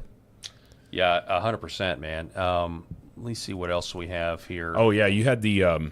Let's go here for a second, because this is a big deal. I teased this at the top of the show, so we have to get to this. Michigan. It's not. I said Wyoming earlier, but it's actually Michigan, where we have a sheriff in Michigan is now saying that he has a whistleblower. This goes in the realm of accountability. Okay, listen to this, Michigan. It's a beautiful Tuesday morning here in Berry County, Michigan. I'm Sheriff Darleaf.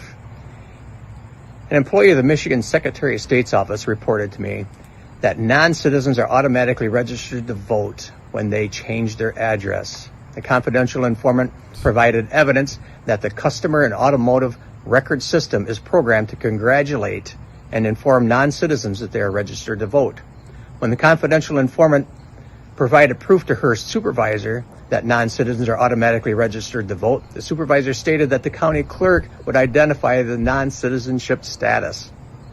Unfortunately, ladies and gentlemen, this is not true. The county clerk has given access to the qualified voter roll after the Secretary of State registers a person to vote. The qualified voter roll does not designate a citizenship status. Once a person is registered to vote, they have the ability to receive a mail-in ballot or vote at the poll with their ID card. The polls do not verify citizenship status. My office has referred this matter for investigation to the United States Department of Justice of conspiracy to violate 18 U.S.C. 611 and place non-citizens on the qualified voter roll and in the jury pool. Additionally, I am asking the Michigan legislature to use its resources to remedy the illegal voter registration and placement in the jury pool immediately. My office encourages witnesses with additional evidence of non-citizens receiving automatic voter registration to report this evidence to my office or to your local sheriff. You know this is wrong. It's time to act. Have a good day. Wow. So he's sheriff of where? He is sheriff of a county in Michigan. It's a beautiful Tuesday morning here in Berry County, Michigan. Berry County, Michigan. Berry County. I don't know where that's at. But regardless. Patrick Byrne says national security emergency was just given Trump. Michigan sheriff has whistleblower and Secretary of State office DMV address computers rewired to register non-citizens to vote and send letter, making them blameless. Encryption added to prevent clerks from spotting. Yeah, so let's really break this down to the simple level. What he's saying is that a whistleblower who worked for the Secretary of State came in and said and reported to him that if non-citizens apply for a change in address, such as, I guess, with on their identification, right? So their ID, or I don't know if Michigan gives driver's license. Do you know if they give driver's licenses to I would assume so. Non-citizens? Well, anyway, some give ID cards, some give a driver's license. But regardless, so whatever they do, that they're changing their address. So it could be from a different state, or I guess technically within the state. Well, if you're a Democrat and you're looking for an entry place to commit some fraud, that's all you've got to do. You've got to get somebody to change their address, and they are automatically registered as a non-citizen. As a non-citizen, but they're registered to vote, which means that they're going to get a mail-in ballot. And what did he say? He said, when you vote in person, you've got to show your ID. What are we doing on these mail-in ballots? He said poll workers are not verifying these. Yes. Okay. So at the heart of this, he is saying that this is an avenue for fraud. He's not saying that the fraud has been committed. He's saying this is an avenue for fraud because whether this is intentional or whether it's some sort of system glitch, these people, if they go for a change of address, are automatically getting registered to vote regardless of citizenship status. All of this stuff, we are constantly told, doesn't happen. Okay? It just happened in New Jersey, and that's just what they were willing to admit to. Yep. And now it's happening in Michigan, which is much more crucial as a swing state. Yep. Okay? New Jersey, it seems unlikely that the Republicans could win, but who the hell knows? I mean, who knows what the real vote is in some of these states? And that's really concerning, but also really encouraging that, number one, a whistleblower has stepped forward, and then the sheriff's like, yeah, we're referring this. Now, hopefully it doesn't go to someone's desk to die. Their political affiliation might determine that. Sure as hell, if it goes to Dearborn, Michigan, we know it's going to go nowhere. Well, here's the deal, and this is why I'm glad whoever this whistleblower was went to the sheriff. The sheriff has authority to do pretty much whatever he wants to do. I mean, that's the whole concept. There's a new sheriff in town. Sheriff is vested with the authority. The sheriff can tell the federal government, to get lost. Now that's getting harder and harder these days. But if you're a sheriff and actually know your constitutional authority, you can do a lot to go after this, to go after the fraud, but you just got to have a sheriff that has the intestinal fortitude to do it. Yeah. So who knows? Maybe the sheriff will act on it in some sort of enforcement way. There's got to be an enforcement mechanism with all of the crime that we're seeing. And if the state won't do it, your sheriffs, this is why your sheriff is maybe the most important office that you vote for. It could be. 4 years. Yeah, because, like you were saying, and, when you've got these sanctuary laws and you've got a sheriff that's just like, what am I supposed to do, man? What am I supposed to do? They're telling me not to call ICE. They're telling me not to do this immigration hold. And when you have, and then we saw it too with, that loon bag down in Arizona. I forget her name, the governor of Katie Hobbs. Katie Hobbs, thank you. Criminal. That woman is a criminal. And she was trying to ban guns. Remember she did like a temporary ban on gun purchases, right? And then sheriffs were coming out across the state of Arizona saying, we're not going to enforce this. We're absolutely not going to do this. This is illegal. This is going to get shot down. Right. What she was trying to do was cause a ruckus, knowing that it's absolutely against the Second Amendment. You cannot do that. And so they don't care. That's what I'm just trying to say is the Democrats don't care about the law. They don't care about the law. They're sitting here saying that we're the ones that are going to ignore court orders. You're the ones going with frivolous things to put some kind of hold. And I'm thankful that the Supreme Court knocked down that stupid nationwide injunction that these federal judges were doing. But this kind of stuff is happening. If we're naive, if we think that it's not happening, and they're using these judges to accomplish this stuff. So they're the ones that really don't care about the law whatsoever, because they're using it even on the best day, they're using the law and manipulating it. On the worst day, they're just ignoring it, which is what we see with you're ignoring federal law by not agreeing to work with ICE. Okay, that's a federal agent. You are ignoring federal law. So what do why would I think that they care about voting? If you're ignoring federal law to keep these non-citizens in your state, and instead of turning them over, why wouldn't you ignore federal law and have them vote? Why wouldn't you? Yeah. If you don't care about federal law, you're going to do whatever you're going to do. And so that's the kind of stuff that we're seeing and that we're frustrated about. And I don't know what the change is there, man. I don't know. Yeah, I don't know either. Hang on one second. I am doing my best to find this story that I didn't want to leave. I did not want to leave on the. Let me see here. 1 second. Yeah, here we go. I just wanted to pull this up for later. But now, okay, we're going to go into Left Turn It Crazy at this point because we got a couple of stories we got to cover before we end the show today. So yeah, it is now time for Left Turn It Crazy. Left Turn Ahead. I love this segment, by the way. Me too. Crazy.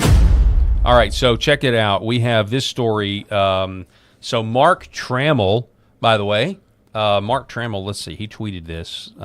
He is the CEO of, let's see here, Liberty, the Center for American Liberty, okay? Weirdly enough, I grew up across the street from him. Oh, so you know Mark Trammell well? Yes. Well, I mean, yeah, he moved away when I was young, but he's going to the big time. I mean, yeah, that's right. Anyway, Mark Trammell says, "LOL, this is who the Dems nominated in Florida." So this is we covered this earlier, but now that she is the Florida Democrat Socialist Senate nominee, the Florida Democrat Socialist Senate nominee Angie Nixon. The Left Turn It Crazy. Left Turn It Crazy.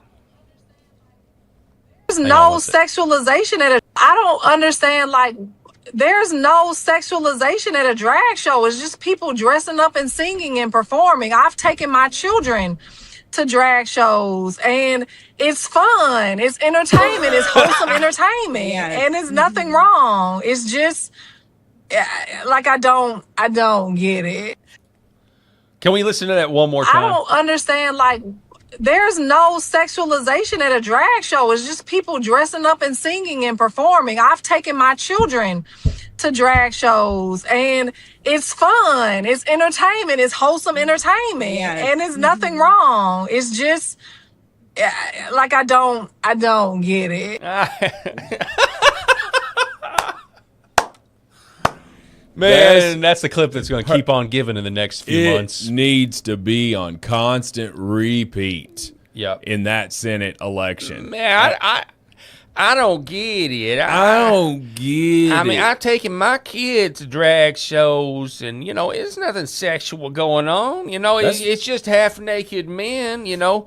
I mean, I don't know what they're thinking in their minds when they're half-naked and they're, you know, looking at my kid. I don't know, you know, maybe they're getting off on it, but I mean, it's totally fun and benign. Wearing thongs and fishnet stockings. Yeah, I mean, I don't get why it. do people get so upset about that? I don't know. Oh, my God. Blast it in far heaven. and wide, my ladies God and gentlemen. in heaven, help us. Go and share this clip everywhere. Yes. If make the election about this just clip keep alone. That screenshot. Just like that's I know. I don't get it. I've taken my kids to drag shows, and that's fine. Nothing wrong with it. Yeah, well, that's, you know, you're a terrible parent. I mean, what do you want to do? You're just an awful person, and you are exposing your kid to a sexualization.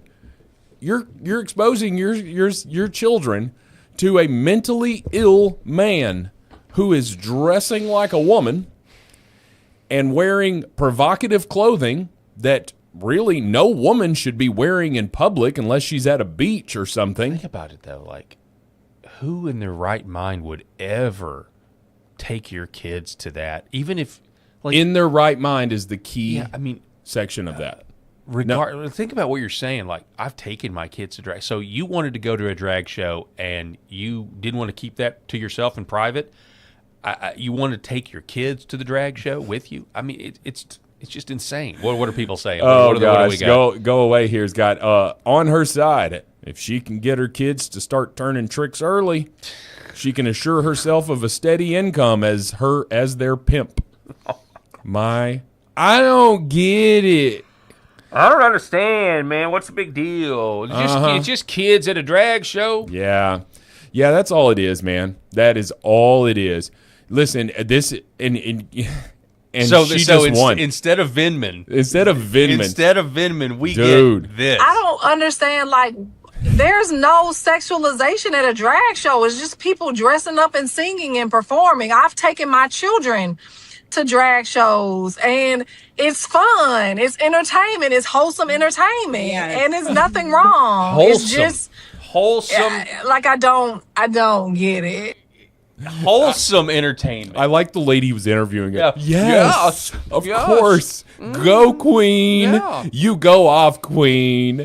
Nothing wrong with it. There's nothing wrong with grown men wearing women's bikinis and fishnet stockings and a big wig and trancing around and doing pole dances. I mean, there's a reason there's an age limit to get into a strip club. To me, this is the same thing. Like we put an age limit on that because we recognize it is indecent. Absolutely, and I'm just telling you, anybody that's ever been to a drag show, have you ever seen a drag show, or at least highlights of a drag show? I had the misfortune, because we had a gay pride thing downtown here recently, I had the misfortune of parking next to the stage because I was going to the FOA for a totally unrelated event, and it just happened to be in the same area. And they've got a stage set up, and they were actually having this drag show karaoke thing. Yeah. And I'm like, every single one that I saw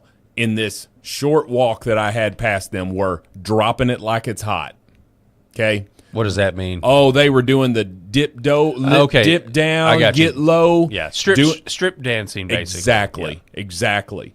And if you were at a strip club, you'd be getting your dollar bills out, and throwing these on here. But this is disgusting. It is absolutely disgusting when you look out there and you see the kids, and you're like, we're just having, I don't get it. Hang on, I got to retweet this. This is that is incredible, and it needs to go. If you want to know where this particular tweet is, and you want to retweet it, just go to @RealPaulHarrell over on X, and you now have access to this video.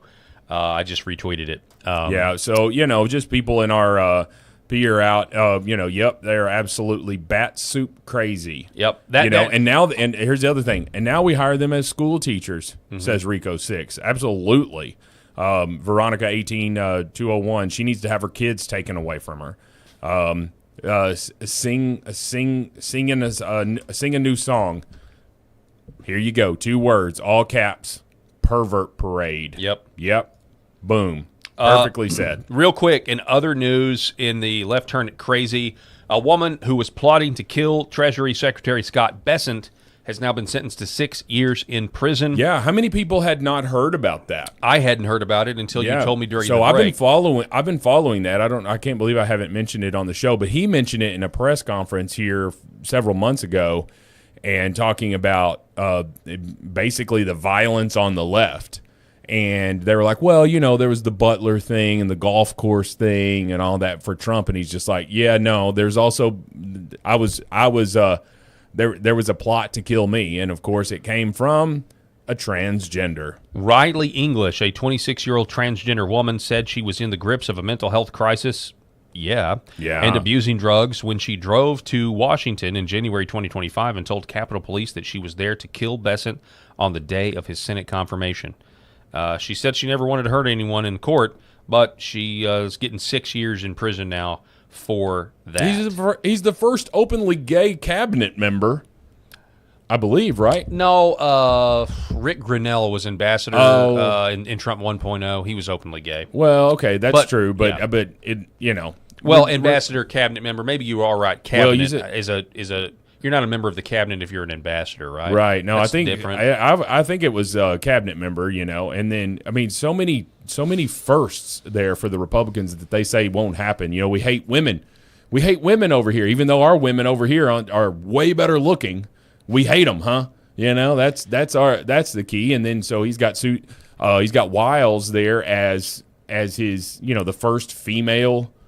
Oh gosh, my brain. Chief of staff. Thank you. All right, we're going to run out of time here. Sure. I had this on the plate yesterday. We didn't have time, so anyway, some accountability for that person. Yes. He was facing 9 years, got 6 years. We talked about this in hour number 1 about it's not a question of whether or not to have blasphemy laws. It's what kind of blasphemy laws a society has, whether they are written down or not. They always materialize. This headline, blasphemy law is back. Retired British police officer fined for Islam joke. A retired British police officer has been handed a criminal conviction and more than $1,000 in fines for resharing a satirical Facebook meme. Now, you might want to know what the meme is. Let me see if I can't exactly find it. They called it grossly offensive, and it was actually quite hilarious. Yeah, here it is. He had reshared 2 images that featured a Middle Eastern man alongside the words, "time for mass deportation." Well, that's just a declarative political statement.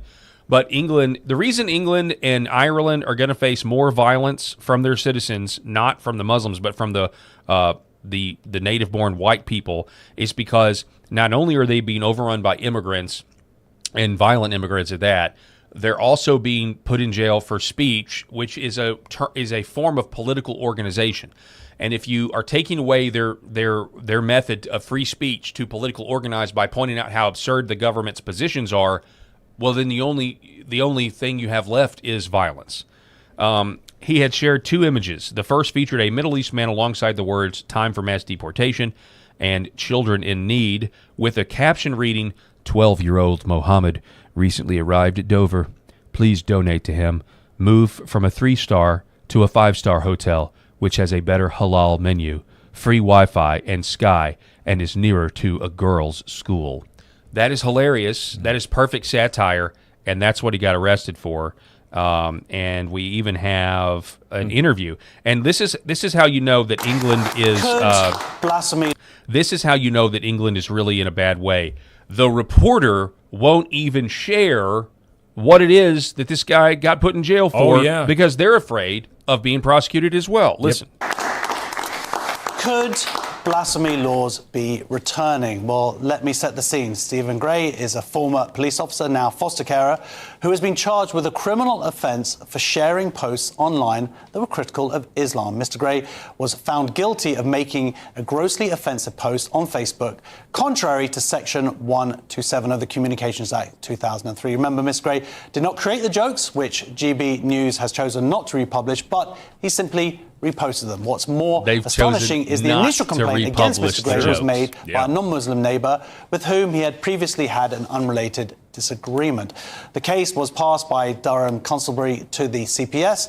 They initially refused to charge Mr. Gray. However, the person who made the original complaint appealed the decision using the victim's right to review scheme, and then the CPS decided to proceed with the case. Well, here in the studio now, very fortunate to be joined and telling us this story through his own words is Stephen Gray. Please welcome to the show. You know, just Paul, I want to say this because I know we're running out of time. This is bad, but it's nowhere near as bad. And I'll try to pull the information, and we'll maybe have it on tomorrow's show, of one that I heard about this morning.